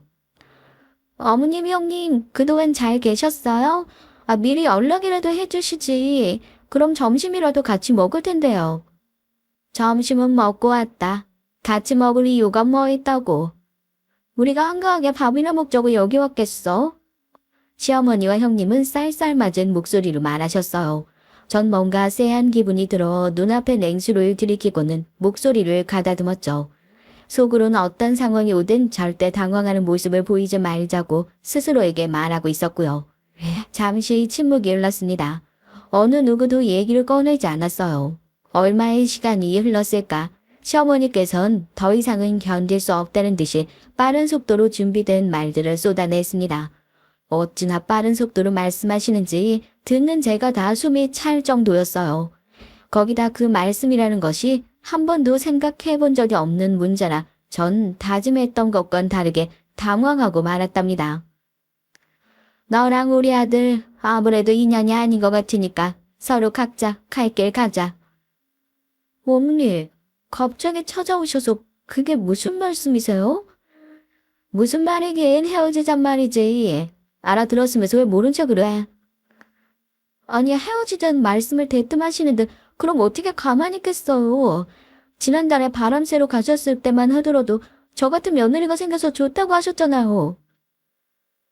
내가 언제 그런 말을 했니? 생사랑 잡지 마라. 제 말에 시어머니께선 펄쩍 뛰시며 자신은 그런 말을 한 기억이 전혀 없다고 하셨어요. 형님 역시 어디서 듣고 온 말이냐며 역정을 내셨고요. 오이가 없었죠. 제가 가만히 있었더니 시어머니께선 한술 더 떠서 말씀하셨죠. 아무래도 결혼이라는 것이 두 사람이 좋아서 되는 건 아니지 않니? 적어도 서로 간에 격은 맞아야지. 집안끼리 비슷하기도 해야 되고. 그런 부분에서 보면 우리 아들이랑 너는 전혀 어울리지 않는 것 같구나. 집안끼리 차이가 난단 말씀을 하고 싶으신 건가요? 천생연분이라고 하실 땐 언제고 이제 와서요?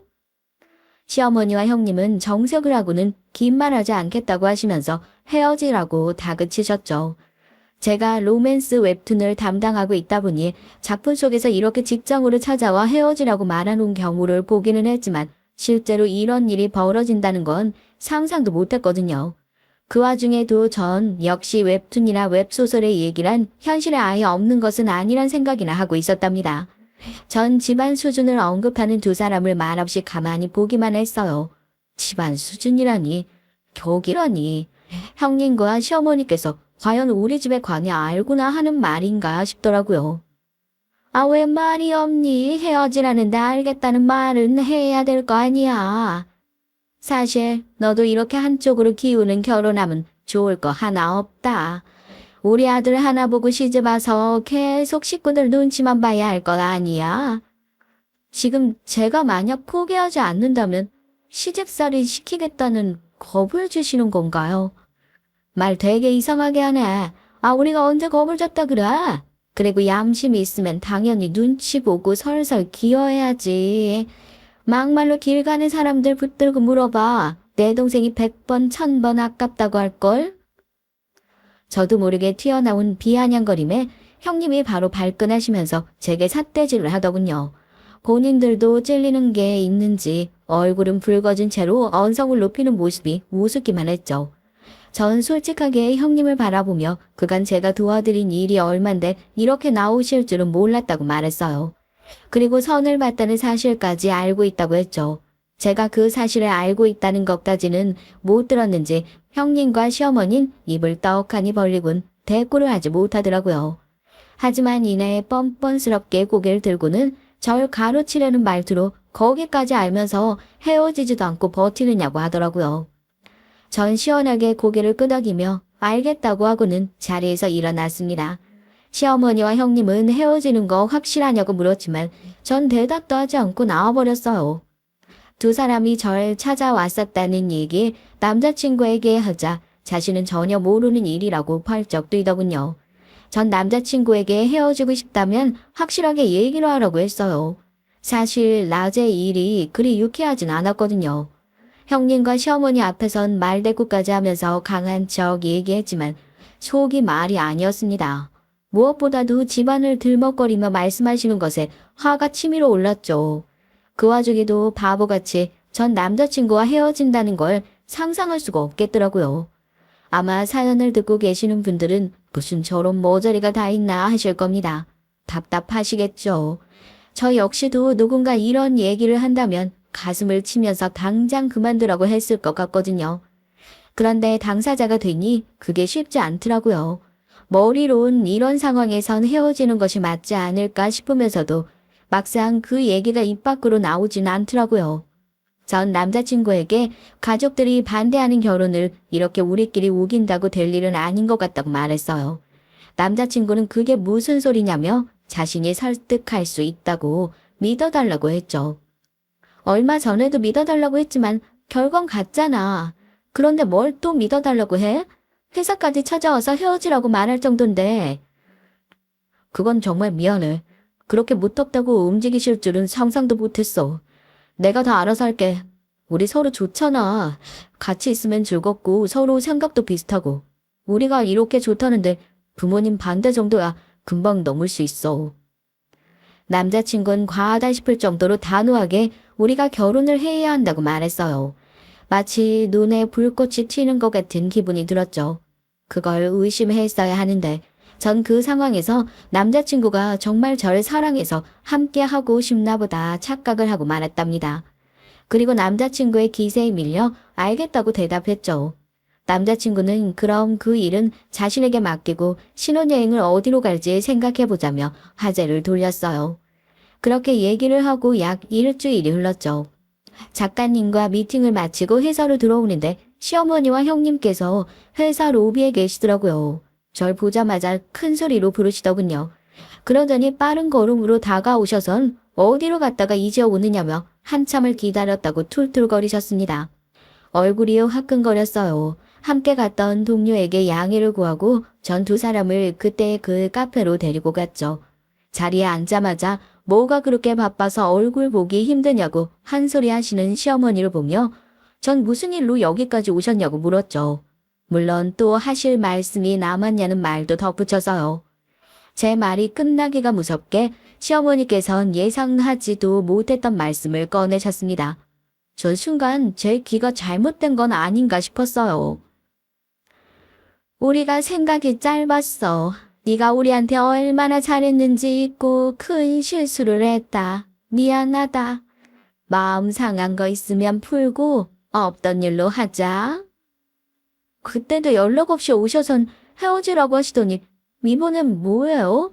헤어지지 말라니 갑자기 마음이 바뀌셨어요? 어울리지 않는다고 수준이 맞는 사람이랑 결혼하라고 하셨잖아요. 옳게 어른이 실수했다고 미안하다고 하잖아. 그런데 뭘 그렇게 캐먹고 그래? 취조하는 것도 아니고. 이럴 때는 그냥 못 이기는 척 알겠다고 하고 넘어가는 거야. 자기 그렇게 꽉 막힌 사람 아니잖아. 아니 너무 손바닥 뒤집듯이 쉽게 말씀하시니까 저도 알아야겠다 싶어서요. 그날 저한테 헤어지겠다고 확실히 말하고 가라며 붙들기까지 하셨잖아요. 그런데 이제 와서는 실수라니. 제가 뭘 믿어야 하는 건가 싶어 여쭤보는 거죠. 그럴 권리 정도는 있지 않을까요? 지금 같은 상황에서? 전 최대한 평온하게 물었습니다. 속으로는 무슨 이런 황당한 일이 있나 싶었지만 적어도 겉으론 그런 내색을 하지 않으려고 했어요. 시어머니와 형님은 제 질문에 대답도 하지 않으시고는 무조건 저더러 사과를 받아들이라는 식으로 말씀을 하셨죠. 전 기가 찼네요. 사과라는 것이 받는 사람 마음이지 하는 사람 마음대로 하는 건 아니잖아요. 두 분은 제게 헤어지라는 말을 할 때와 마찬가지로 윽박지르며 사과를 받으라는 식으로 말했습니다. 하지만 제가 끝까지 마음이 바뀐 이유에 대해 듣고 싶다고 말하자 한숨을 내쉬며 말씀을 하셨죠. 그냥 좀 알겠다고 넘어가면 안 되는 거야. 뭘 그렇게 하려고 그래. 둘이 좋아 죽는다는데 우리가 반대할 이유가 없겠구나 싶어서 그래. 그리고 그 녀석이 어찌나 열심히 설득을 하든지 그렇게 좋아하는데 우리가 너무했다 싶더라고. 내 아들이 그렇게나 널 좋아하는 줄도 모르고 내가 아들 마음에 상처 줄 뻔했지 뭐냐. 그러니까 그냥 네가 이해하고 넘어가렴. 남자친구가 어떤 말로 설득을 했는지는 몰라도 시어머니와 형님의 마음이 바뀐 건 확실한 것 같았습니다. 전 알겠다고 말하곤 회사로 들어가 봐야 한다고 하며 카페를 나섰어요. 솔직히 전 이 모든 상황들이 의심스러웠습니다. 너무 쉽게 마음이 바뀌는 것 같아 개운하지 못했죠. 삐걱삐걱 소리를 내며 상황이 돌아간다는 느낌을 받았어요. 남자친구는 자신만만해하며 저를 집으로 초대했습니다. 약간은 긴장되는 마음으로 인사를 드리러 갔죠. 전 이날 왜 기혼자들이 시금치에 시온만 봐도 이가 깔린단 말씀을 하시는지 이해할 수 있었네요. 특히 시부모님이 막무가내로 행동하는 사람들이라면 얼마나 스트레스가 클지 그 잠깐이지만 확실하게 알겠더라고요. 집에 들어가자마자 시어머니와 형님께서 호들갑을 떨면서 반갑게 절 맞이해 주시더군요. 그것과 대조되게 시어버진 퉁명스러운 얼굴로 고개만 까딱이셨고요.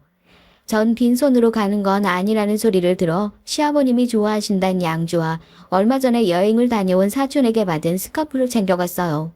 엄청난 고가는 아니지만 그래도 꽤나 이름난 것들이라 제 선물을 받아든 형님은 금방이라도 튀어나올 것 같이 눈을 뜨고는 몇 번이나 스카프를 살펴봤죠. 그리고 시어머니께 무언가 속닥이기 시작했습니다. 아무래도 제가 가져간 선물에 대한 얘기를 하는 눈치였어요. 시아버지께서도 단박에 양주를 알아보시더니 언제 그랬냐는 듯이 부드러운 목소리로 오는데 힘들지 않았냐고 말씀하셨죠. 식사 시간은 무난하게 흘러갔습니다. 시아버지께선 제가 가져간 양주를 바로 열고는 만족스러운 얼굴을 하셨어요. 식사가 끝나갈 때쯤 시아버지께선 여전히 부모님은 집에 계시느냐고 물었습니다. 그럼 부모님들은 누가 모시고 오빠들? 아니요, 두 분이서 오붓하게 지내고 싶다고 하셔서 다들 분가해서 지내고 있어요. 집에는 저만 있고요. 설마 결혼해서 우리 아들더러 대릴사위 들어오라고 하시는 건 아니겠지? 그런 얘긴 뭐로 물어보세요. 거기까진 아직 저희도 얘기해보지 않았어요. 남자친구가 나서서는 시아버지께 술이 과하신 것 같다며 말렸지만 시아버지께선 그런 남자친구의 손을 뿌리치고는 저를 바라보며 대답해보라고 하셨습니다. 저희 부모님은 두 분이서 재미있게 살고 싶지 자식들 도움은 하나도 받고 싶지 않다고 말씀하시는 분이라 대릴 사위에 대해선 꿈에도 생각했던 적이 없었거든요. 제가 부모님을 모시고 살아야 한다는 생각을 한 적도 없고요. 그런데 시아버지께선 제 대답을 듣기도 전에 선을 넘는 말씀을 하셨습니다. 내 아들 힘들게 번 돈으로 호의호식하면서 사신다고 하시면 난 절대 이 결혼 허락 못한다. 그리고 노후를 즐긴다고 하지만 그거 백수라는 말이랑 뭐가 달라? 집에서 쌀이나 축내고 돈이나 까먹는단 말인데 우리 아들이 버는 돈 단 1원도 그런 곳에 쓰이는 걸 내 눈에 흘게 들어가도 못 보지. 저희 부모님은 자식들에게 손 벌리시는 분들 아니세요. 그리고 제가 모시고 살고 싶다고 해도 거절하실 분들입니다. 그러니 그런 식으로 저희 부모님을 말씀하지 말아주세요. 그렇다면 다행이지만 아무튼 그래도 집에서 놀고 먹는 사돈이라니 참 어디다 말하기 부끄럽게. 아버지 좀 가만히 계세요. 왜 쓸데없는 말을 해서 분위기를 흐리세요? 남자친구는 허둥거리며 시아버지를 일으켜 세우고는 아무래도 먼저 들어가서 쉬셔야겠다고 말하며 안방으로 들어갔어요. 형님은 제 눈치를 보며 시아버지께서 원래 말을 생각 없이 하시니까 너무 신경 쓰지 말라고 하더군요. 화제를 바꿀 요량인지 신혼여행지는 어디로 하고 싶으신지 물어보셨지만 전 아직 아무것도 생각하지 않았다고 말하곤 입을 꼭 다물었습니다. 그 사건이 있고 나선 남자친구는 손이 발이 되도록 제게 빌었어요. 시아버지께서 평소에도 술을 드시면 말하고 싶은 대로 쏟아내는 편이라 그날도 자신이 무슨 소리를 하셨는지 전혀 기억을 못하고 계시다며 저더러 한 번만 용서해달라고 했죠. 보기엔 전혀 술에 취한 사람 같지 않았는데 그게 무슨 소리냐고 했더니 겉으론 그렇게 보여도 사실은 술도 약하시고 금방 취하신다고 설명했어요. 시아버지께서 술이 깨고 나서 본인이 하셨던 말을 전해 듣고 제게 직접 사과하고 싶다고도 하셨지만 제가 불편해할 것 같아서 남자친구가 대신 사과한다고 하더군요. 결혼에 관해 여러 사건을 겪으면서 전 점점 남자친구와의 결혼이 과연 옳은 것인지에 대해 의심이 들기 시작했어요. 그리고 남자친구를 처음 만나고 어머니께서 꼭 이 사람과 결혼을 해야 하냐고 물어보셨던 것도 기억났죠. 제가 그런 고민을 하고 있는 것과는 반대로 남자친구는 내일이라도 결혼할 것처럼 전투적으로 나섰고요.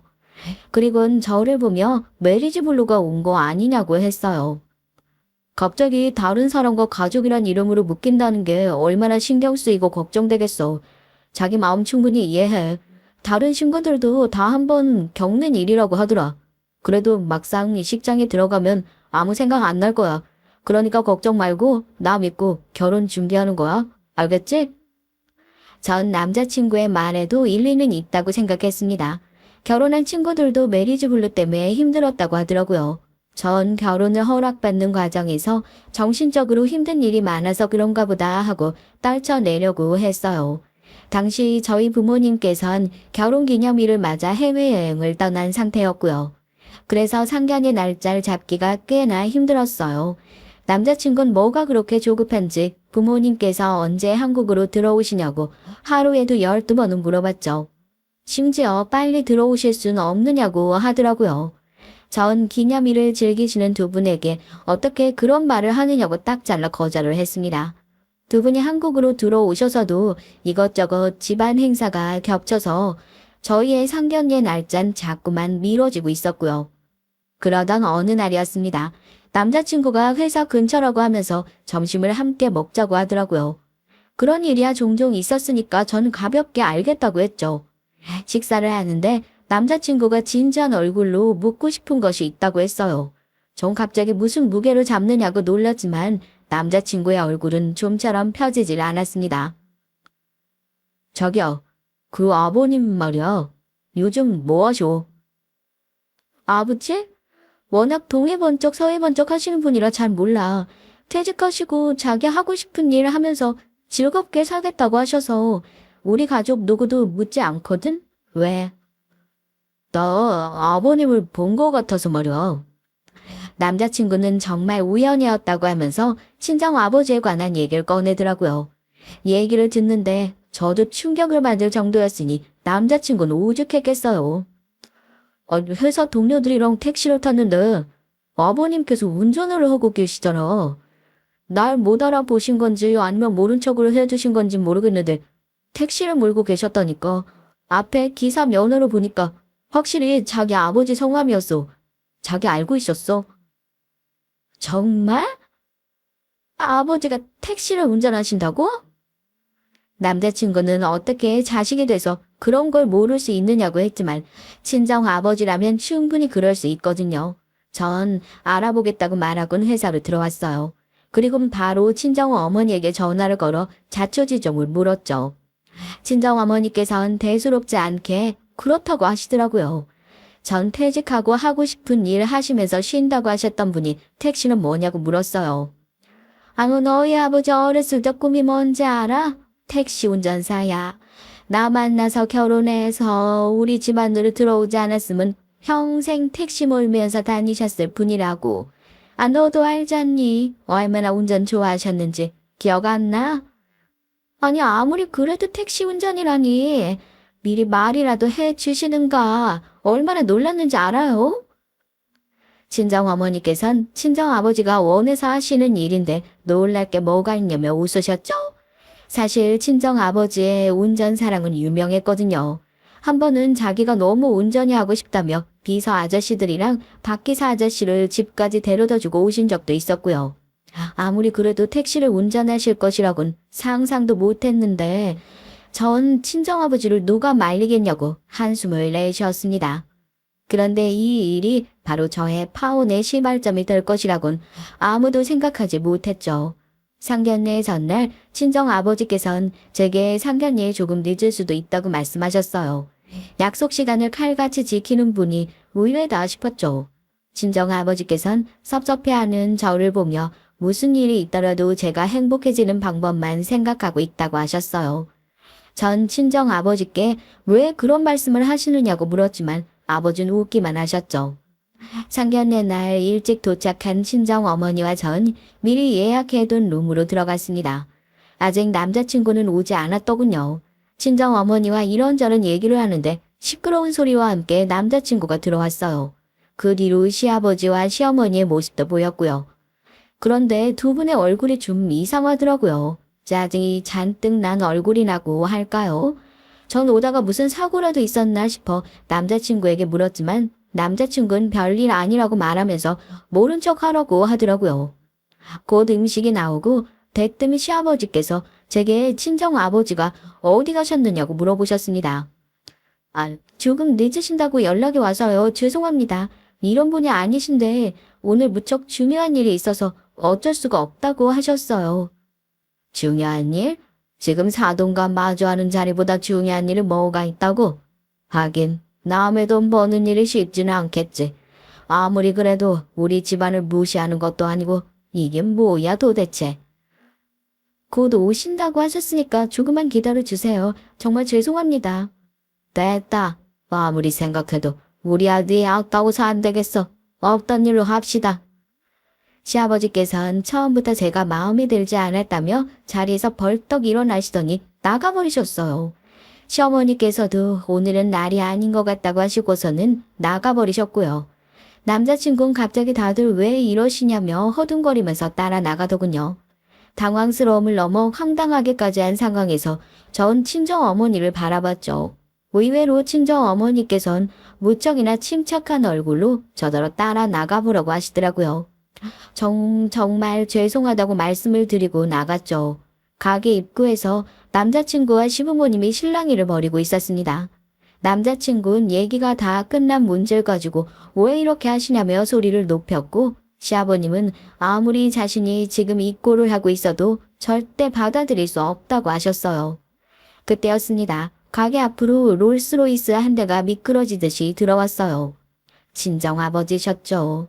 친정아버지께서 소장하고 계시는 차량 중에 가장 아끼시는 것이었어요. 곧 박기사 아저씨가 내리시더니 저를 보고 가볍게 인사를 하셨고요. 분명 큰오빠 차를 운전한다고 들었는데 갑자기 이게 무슨 일인가 싶더라고요. 거기다 더 어처구니가 없는 건 박기사 아저씨께서 뒷문을 직접 열어주고 계셨던 것이었습니다. 원래 친정아버지께선 기업가 모임이 아니고서야 절대 이런 식으로 차에서 내리신 적이 없으셨거든요. 하지만 그런 아버지의 모습에 당황하는 사람은 저뿐만이 아니었습니다. 박기사 아저씨가 제게 인사를 하는 순간부터 시아버지의 얼굴이 굳어가기 시작하시더니 친정아버지께서 차에서 내리시자 턱이 빠진 사람처럼 입만 벌리고 계시더라고요. 차에서 내린 친정아버지는 과거 출근하셨을 때와 조금도 다르지 않는 모습으로 미소를 지으며 제게 손을 흔드셨고요. 그리고는 벌써 상견례가 끝이 났냐며 늦어서 죄송하다고 말씀을 건네셨어요. 시아버지께선 친정아버지가 내신 손을 물끄러미 바라보시더니 사시나무 떨듯이 몸을 떨기 시작하셨죠. 어제 직접 제가 있는 곳으로 와서 좋은 말씀 많이 해주셨는데 제가 직접 대접을 못 해드린 것 같아서 간만에 어깨에 힘 좀 줘봤습니다. 과하다 생각하지는 말아주세요. 두 분은 어제 만나셨어요. 아버지 계신 곳으로 오셨다니 그건 또 무슨 말씀이세요? 어제 사돈께서 몸소 내가 있는 택시 회사로 오셨더라고. 너도 알고 있다고 들었는데 퇴직 후 무료해서 소일거리 삼아 택시 몰고 다니는데 어떻게 아셨는지 그 회사로 오셨더라고 사돈께서. 친정 아버지의 말씀이 이어질 때마다 시아버지 얼굴은 시퍼렇게 질려가다 못해 금방이라도 쓰러질 것처럼 식은땀마저 흘리고 계셨죠. 친정 아버지께서는 그런 시아버지를 바라보시면서 웃고 계셨지만 정 그 웃음이 무엇을 의미하는지 금방 알 수 있었네요. 아버지께서는 잔뜩 화가 나신 상태였어요. 딸, 너도 알고 있었니? 사돈께서 몇 년 전까지만 하더라도 사업을 하셨을 정도로 수완이 좋았다고 하시더구나. 그래서 나름 기사도 쓰면서 사셨다는데 혹시 들어본 적 없니? 그런 얘긴 처음 들어요. 이게 다 무슨 소리야? 나한테 그런 말 한 적 없잖아. 예전에 좋았다는 얘기를 뭐로 해? 지금이 중요하지. 그래서. 아니지. 그 이유가 아니지 않나? 자네 뭐 그 얘긴 나중에 하고. 하여튼 어제 너희 사돈께서 과거가 그리우셨는지 대뜸 나한테 와서 이따위 택시나 몰지 말고 자기 기사나 하라고 말씀하시더구나. 얼마나 친절하신지 안 그러냐, 딸? 전 너무 어이가 없어서 친정 아버지의 말씀에 대답도 못하고 시아버지를 바라봤어요. 남자친구는 시아버지께서 알고 하신 말씀은 아닐 거라며 극구 부인을 하기 시작했죠. 친정 아버지께서 워낙 운전을 잘하셔서 그런 말씀을 한 것 같다고 말하며 어떻게든 상황을 넘기려고 했지만 친정 아버지께선 고개를 저으며 말씀하셨습니다. 그게 무슨 소린가? 사돈께서 오셔서 자기 아들 등골 빼먹을 생각하지 말고 자기 기사 노릇이나 하라고 하셨는데. 순간 저도 남자친구도 그리고 시부모님도 할 말을 찾지 못했어요. 친정 아버지께서는 부드럽게 제 손을 잡아당기시며 아무래도 결혼은 무리인 것 같다고 말씀하시면서 저더러 친정 어머니를 챙겨 내려오라고 하셨죠. 남자친구가 뭐라 말을 하려고 했지만 친정 아버지께선 듣고 싶은 말은 그 어떤 것도 없다며 다른 손님들을 위해서라도 조용히 헤어지자고 하셨습니다. 전 집에 오는 동안 정신이 하나도 없었어요. 친정 어머니께서는 이미 알고 계셨는지 편안해 보이셨고요. 저는 왜 그런 일이 있었는데도 말씀하지 않으셨냐고 물었지만 친정 아버지께서는 자신까지 찾아와 막말을 하는 시아버지에게 한 방 먹여주고 싶었다고 하셨죠. 그리고 제게 남자친구와의 관계도 정리하는 것이 좋을 것 같다고 하셨습니다. 저 역시 그날의 일로 정신이 번쩍 들었기 때문에 아버지께서 말씀하신 대로 하겠다고 했어요. 다음날 남자친구는 아침부터 미친 듯이 제게 전화를 걸었지만 전 받지 않았죠. 전 온몸이 젖은 솜처럼 무거워서 연차를 쓰고 하루 집에서 쉬기로 했고요. 낮에는 주치의 선생님께서 오셔서 링거까지 주시더라고요. 전 그렇게 반나절을 잠들어 있었습니다. 제가 다시 깨어난 건 밖에서 들리는 친정 아버지의 고함 소리 때문이었어요. 살짝 열린 틈새로 남자친구의 모습이 보였습니다. 저희 아버지께서 실수를 하셨습니다. 제가 대신해서 사과드릴 테니까 제발 결혼을 허락해 주십시오. 그만하지 그래. 자네 속셈을 내가 모르고 있다고 생각하나?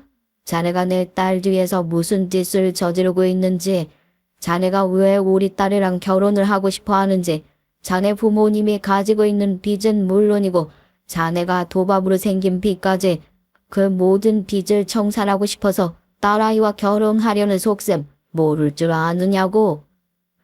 전 친정 아버지의 말에 그만 휘청하고 쓰러질 뻔했습니다. 남자친구에게 빚이 있다는 것도 몰랐지만 그걸 저와 결혼으로 갚을 생각을 하고 있다는 생각조차 못했거든요. 남자친구는 결혼 이후 그 많은 빚을 제 명의로 돌릴 생각이었던 것 같았어요. 그동안 왜 그렇게 무조건 결혼을 외쳤는지, 당장이라도 식을 올릴 것처럼 굴었는지 모든 것이 이해가 됐죠. 전 문을 박차고 나갔습니다. 그리고 남자친구에게 달려들어 사정없이 그의 뺨을 내리쳤죠. 순식간의 일이라 남자친구는 방어조차 하지 못했습니다. 전 한 번만 더 내 앞에 나타나면 그땐 모든 걸 다 부숴버리겠다고 소리를 질렀습니다. 남자친구는 이런 제 모습에 놀랐는지 뒤도 돌아보지 않고 집을 빠져나갔고요. 남자친구를 쫓아내고 나니 전 진이 다 빠져버려 소파에 쓰러지듯이 누웠죠. 아버지께서는 가만히 저를 보시더니 헝클어진 머리를 정돈해 주시며 제 탓은 아무것도 아니라고 하셨습니다. 눈물이 날 것 같았어요. 전 이 일이 여기서 막을 내린다고 생각했거든요. 하지만 그건 저의 오산이었습니다. 남자친구는 이미 제 이름을 이용해서 곳곳에 도박 자금이 빌렸더라고요. 저도 모르는 사이에 제 이름으로 된 사채가 있더라고요. 도대체 저는 사인을 한 적도 없는데 무슨 수로 그런 돈을 빌렸는지 알 수 없었습니다. 친정 아버지께선 당장 고소를 하자고 하셨고 그때 절 도와주었던 사람이 바로 지금의 남편이에요. 큰오빠에게 얘기를 듣고 왔다며 자신에게 맡겨두라고 살벌한 미소를 짓더라고요. 참 든든하죠. 남편은 남자친구가 제 명의를 도용했다는 증거를 준비해 검찰에 신고를 했고 사채업자들과도 삼자 대면을 통해 돈을 빌린 사람은 제가 아니라는 것까지 만반의 준비를 했답니다. 알고 보니 형님과 남자친구의 합작품이더라고요. 남자친구는 어떻게든 한 번만 눈을 감아달라고 했지만 전 그럴 생각이 조금도 없었죠. 남편은 두 번 다시 제 주변에 얼씬도 못하게 하겠다고 하더니 아주 조금의 틈도 주지 않겠다고 했고 실제로도 쉬지 않고 몰아붙이더라고요. 덕분에 남자친구는 교도소에 수감됐습니다. 초범이라 얼마 되지 않아 나오겠지만 아마 더 이상 재기는 불가능하지 않을까 싶어요.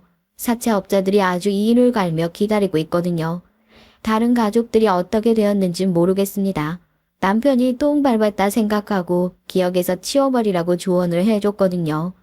그리고 그 말대로 지금의 제가 행복하고 좋으니 기억나지 않더라고요. 우연히 길에서 마주하지만 않았더라면 사연을 보낼 리가 없었겠죠. 그래도 괜찮습니다. 지금 이 순간 그 인간과 저의 행복지수 차이가 어마무지하거든요.